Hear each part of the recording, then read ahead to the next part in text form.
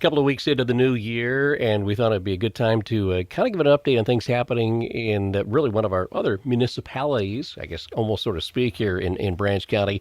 That is Coldwater Township. As far as activities and other things, it has to be really the busiest township around the area. Don Rogers is the supervisor in the studio with us, not only from obviously being adjacent to Coldwater and all the businesses that are kind of associated with that, but also all the facilities that Coldwater Township has too at the Township Hall and services that you provide throughout the township, right, Don? Oh yeah, that's and I believe that's a major goal for the township board is to provide services for our residents, and with that we have the soccer fields at State and Marshall, a dog park out on 86, our park at the township hall, pickleball courts. We provide composting as well as recycling. And so it does keep us busy with upkeep and maintenance and everything. As we said, being right next door to the city of Coldwater, a good relationship with the city over the years, partnerships to bring businesses in. I know you're looking at another one right now that would be a part of kind of the technology piece of things, green energy around here. Kind of walk people through what the background was on that and how that first got started to have that partnership between the two. Back in the 90s, our main goal at the time was to somehow provide water and sewer in the township, which we didn't have. The city did. And we were working out a partnership with that and basically to close the door to annexation. And that was a big part of it. So we sat down, developed a franchise agreement.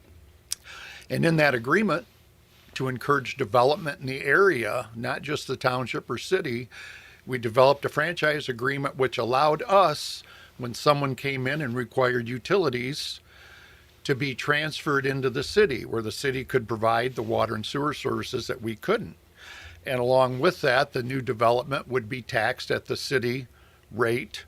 And what Coldwater Township got out of that is we would capture 20% of that levy that the city levied against the development. So with that, over the years, I know when I first got on the board in 88, the township board was working on its first 425 agreement. That was the Grawl International headquarters. And that one took us, approximately 2 years to get done. Now we have over 40 of those agreements with the city. We've streamlined the process, and we can go in and actually get one done in 30 to 60 days.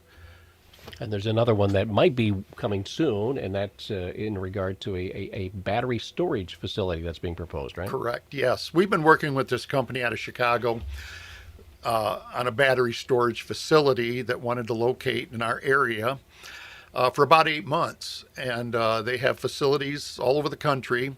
And this would be on the corner of Michigan and State.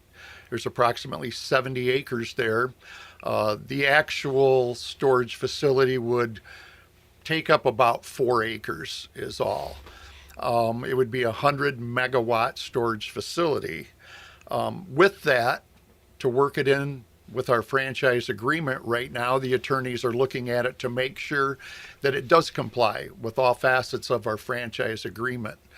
And if it does, which it looks like it probably will, but there again, we're waiting for the attorneys' opinions on that, it will probably be transferred into the city, which will allow the city to handle all planning, siting, and site plan review for the facility. A little quirk with what happened in Lansing, the state of Michigan, in regards to green energy facilities. How does that play into this one? Well, in November 29th of 2023, I would say that the governor and the legislature rushed through a green energy deal where they took away local control on siting and planning and any of these renewable energy facilities, whether it's windmills or battery facilities or solar farms.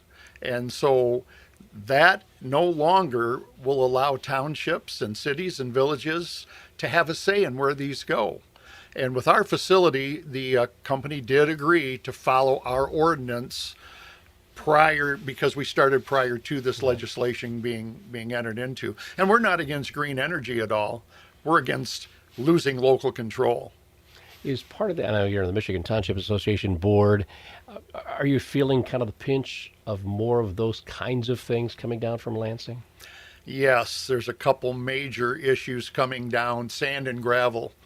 The state wants to take over again the same process, and they want to govern where sand and gravel pits and whatever will go in your area. And again, we will have no say in any of that.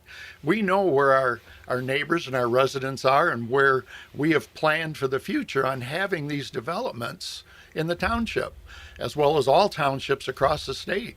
And that's going to be taken away, it looks like, with the legislation right now that's, again, being pushed through the state legislature to take total control of that. One other is short-term rentals.